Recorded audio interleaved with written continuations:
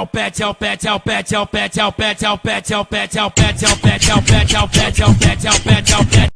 E aí, turma, tudo bem com vocês? Aqui é o professor Rafael Alves para mais um vídeo do nosso canal. Plano de Estudo Doutorado, Sociologia. Desde já, peço que vocês se inscrevam no canal, marquem as notificações, dê seu like ou dislike e comente. Terceiro ano, Ensino Médio, volume 3, semana 5. A causa da criminalidade.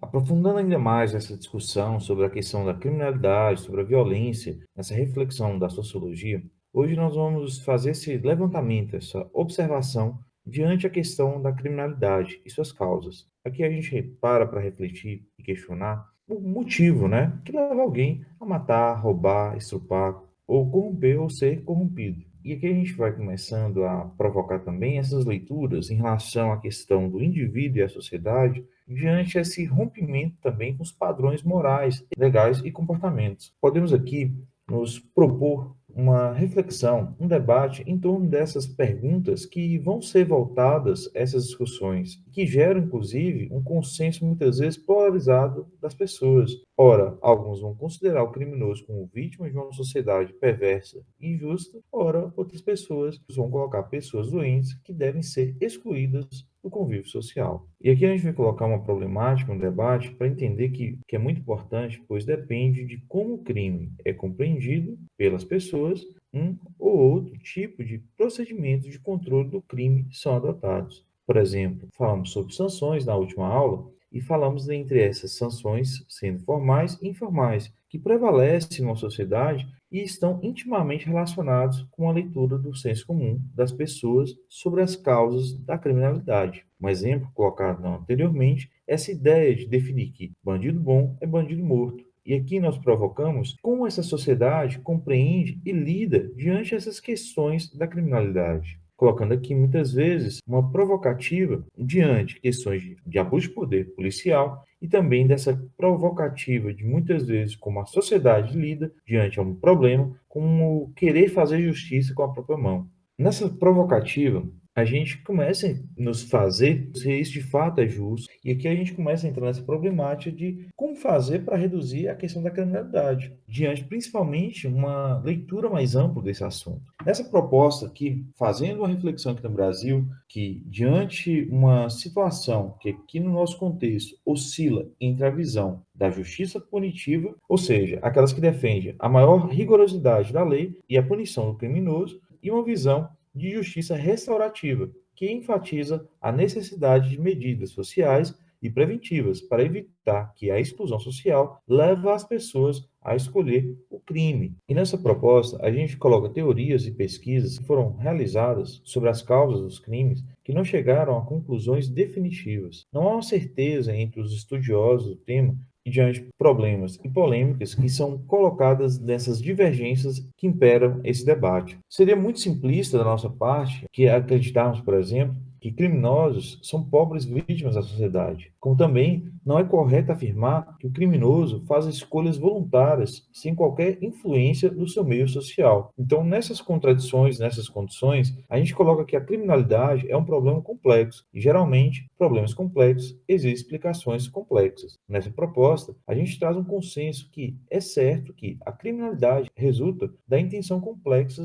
entre vários fatores de ordem. Entre eles, destacamos individual, que traz características psíquicas, personalidades e trajetórias de vida de uma pessoa; interpessoal, as relações pessoais que as pessoas estabelecem no seu cotidiano, capazes de influenciar seu comportamento; institucional, diante a questão de leis penais e as organizações do Estado responsável pela segurança pública, polícia, justiça, prisão; e, por fim, refletir a questão estrutural, nível mais amplo do fenômeno que inclui os valores culturais e as condições socioeconômicas da sociedade, refletindo aqui a distribuição da renda, a estratificação social, entre outras questões. Para essa leitura e para a gente aprofundar mais essa reflexão, a gente traz as teorias das ciências sociais sobre a questão da criminalidade, colocando aqui, inclusive, visões opostas que discordam no peso que dão a cada um desses fatores para explicar as causas da criminalidade. Colocando aqui três explicações sociológicas para a gente observar as causas da criminalidade. Para iniciar, trazemos aqui a teoria funcionalista, baseada aqui na reflexão do grande sociólogo clássico Emile Durkheim, conceitua a questão da anomia. Nessa proposta, Durkheim sugere que na sociedade moderna existe uma tensão entre os valores tradicionais, como a família, a religião, e novos valores, com a ambição de se dar bem na vida. Com isso, os valores tradicionais são enfraquecidos, e a anomia surge quando, nessa transição entre velhos e novos valores, há uma identificação sobre quais normas seguir. Aqui, a gente vai observar que as pessoas se sentem frustradas, desorientadas e ansiosas. E aqui a gente começa a observar um fenômeno que o Durkheim chama bastante atenção nas suas obras, que é, por exemplo, o suicídio. Mas nessa proposta, também no campo funcionalista, a gente traz o sociólogo estadunidense Robert Merton, que usa o conceito de anomia para explicar, sobretudo, os crimes contra o patrimônio, como roubos e furtos de objetos residenciais e carros. Em sociedade industrial como a nossa, o sucesso econômico, a aquisição de bens materiais e o consumismo são hiperestimulados e, ao mesmo tempo, não existem oportunidades iguais para todos alcançarem esse sucesso. Assim, a gente coloca aqui uma reflexão mais profunda desse sentido da anomia, no âmbito da leitura de Durkheim, uma percepção onde o crime contra o patrimônio acontece quando a sociedade dá mais importância ao sucesso material e, ao mesmo tempo, dificulta o acesso a ele, gerando aqui uma situação de anomia moral. E aí a gente vai percebendo aqui toda essa provocativa, toda essa problemática da sociedade de consumo, nessa proposta de entender essa concepção de subir na vida, né, diante os obstáculos também colocados, e as problemáticas que é colocada diante disso também, vamos nos provocar aqui de entender esse processo complexo e até mesmo contextualizar diante a maior parte da população que adapta seus sonhos de sucesso à sua realidade e somente uma minoria se volta para uma criminalidade. Mas diante de uma situação ou outra, podemos observar que a criminalidade ela não está associada apenas para as classes mais pobres. Não é só o fato da pessoa ser pobre, não ter condição, que ela vai querer fazer tudo ilegal. Esse crime também ela pode ser feito por pessoas que têm poderes, são as classes mais altas, colocando aqui um conceito que a gente vai problematizar em outros momentos, como a questão de crimes do clarinho branco. Mas, enfim, temos também aqui a teoria dos rótulos. Colocando aqui nessa proposta, outro sociólogo estadunidense, o Howard Becker, tenta demonstrar em seus estudos que quem define o que são os comportamentos desviantes e por que certos grupos e não outros são rotulados, ele vai nos propor aqui que as pessoas que representam a força da lei e da ordem e que têm o poder de definir moralidade são as responsáveis pela maior parte da rotulação do comportamento desviante. Nessa proposta aqui, a gente vai perceber uma leitura crítica diante de questões de hierarquias sociais. Essa rotulação, ela parte de um grupo dominante, né? Uma cultura dominante, um grupo dominante, que cria rótulos de como as pessoas devem se comportar e, assim, também criam rótulos de como as pessoas estão sendo colocadas como desvios de seus comportamentos na sociedade.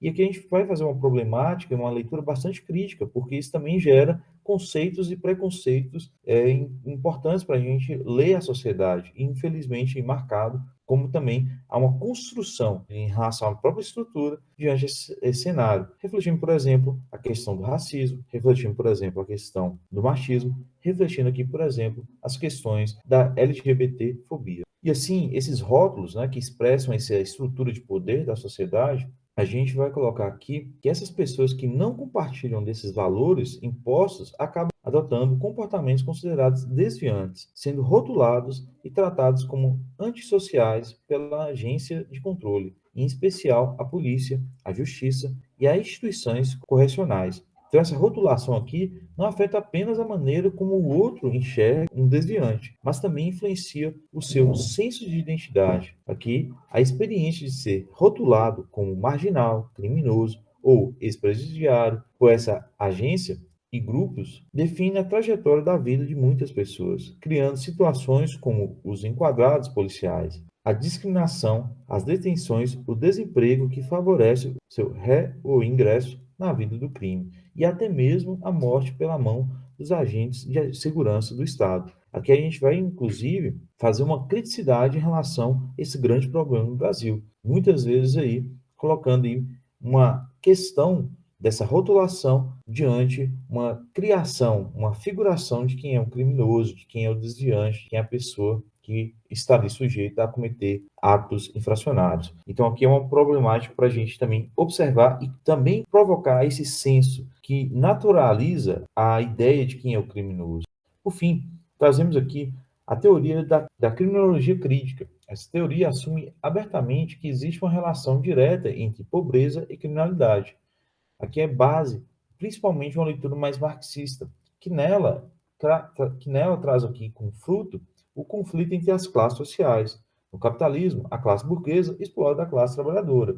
O desempregado e a pobreza são condições impostas pelo sistema à grande parte da classe trabalhadora. Então, nessa situação aqui, gera um exército industrial de reserva, que é um grupo de trabalhadores dispostos a aceitar as piores condições de trabalho para a sobrevivência. Sob essas condições, o crime seria, então, uma reação racional e emocional da classe dominada pela intensa opressão da classe. Mas o que colocamos aqui é que essa estratégia de sobrevivência, o comportamento desviante, poderia ser compreendido como uma resposta política às desigualdades do sistema capitalista. Ao dominar a sociedade, a burguesia define as leis e controla o aparato repressivo do Estado, seja pela polícia, pela justiça ou pela prisão.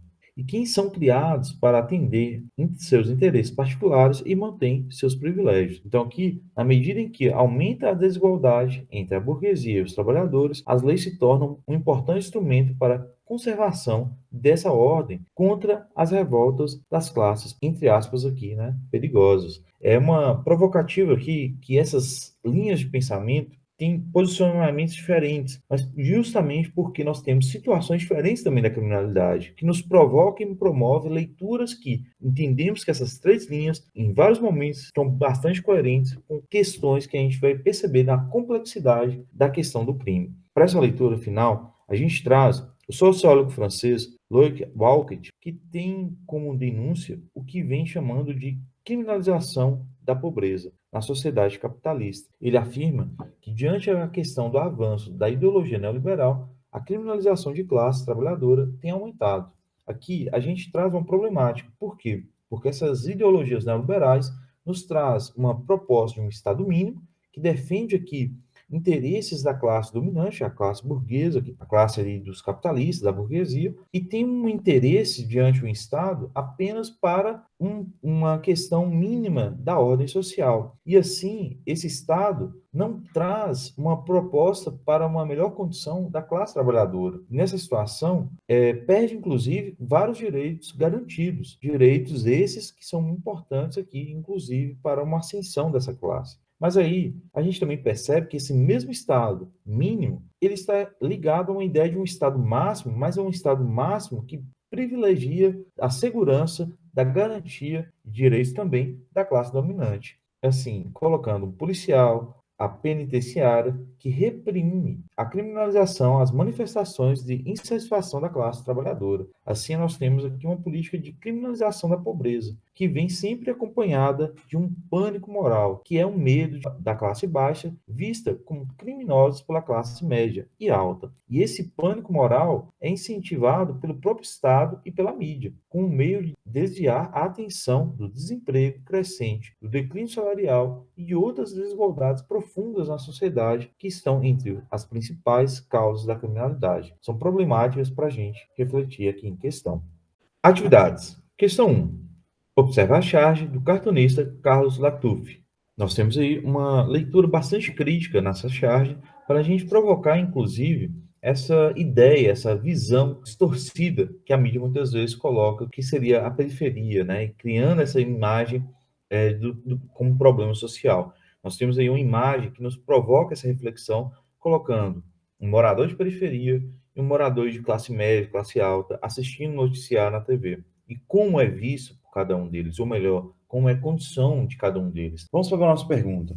A crítica social presente na charge acima reflete o padrão recorrente da morte das pessoas de classe popular em operações policiais nas favelas do país. Casos recentes incluem a chacina do Jacarezinho e a morte das designers interiores Kathleen Romeu, ambos no Rio de Janeiro. Analisando a crítica ao combate à criminalidade no Brasil, apresentada na charge, podemos considerar que ela, como a gente já problematizou, provocou um pouco da charge, a gente vai perceber essa visão, essa construção, esse retrato de uma compreensão diferente da própria violência, como a comunidade, né, como as periferias, as favelas, veem em relação a essa provocação, né, desse abuso autoritário da polícia, muitas vezes, dentro das ações nas comunidades, e, ao mesmo tempo, vê como a classe média, a classe alta, tem uma nova percepção, tem uma percepção diferente em relação a essa situação, principalmente por conta do ponto de vista de quem está analisando aqui a situação. Então, é uma provocativa que a gente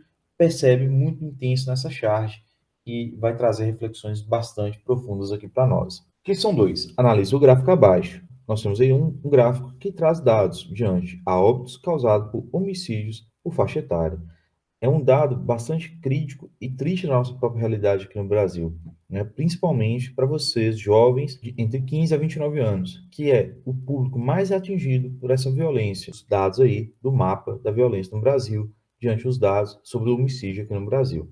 Mas vamos para a pergunta. De acordo com a informação acima, podemos afirmar que... Então, aqui é uma provocativa que a gente percebe uma questão de grupo etário em relação a questão da violência, né? Um recorte desses grupos etários. Então, nós estamos numa definição sobre a juventude, principalmente, os casos de morte dos jovens. E aqui entra até um conceito novo aí para a gente começar a estudar mais, pesquisar mais e aprender mais, que é o juvenicídio. O porquê e o que está por trás desse tipo de homicídio na nossa população, no nosso país, principalmente de jovens e adolescentes no nosso país entre 15 a 19 anos. Questão 3. Enem 2012. Peço a vocês que leiam atentamente o texto 1 e o texto 2 para poder responder a questão que segue. Nós temos aí no texto 1 trazendo uma leitura crítica diante dessa questão na nossa realidade aqui no Brasil. Já no texto 2, temos aí uma leitura do grande sociólogo Norbert Elias, na sua obra O Processo Civilizador.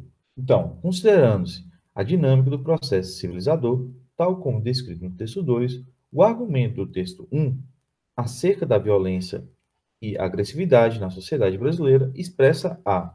Então aqui nós temos como reflexão, nós temos como leitura, uma provocativa diante a uma situação de uma fragilidade dos nossos valores democráticos na nossa realidade brasileira.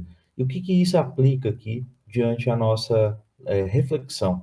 Aplica para a gente problematizar essas dificuldades históricas da nossa sociedade brasileira diante de uma forma de institucionalizar formas melhores de controles sociais compatíveis a esses valores.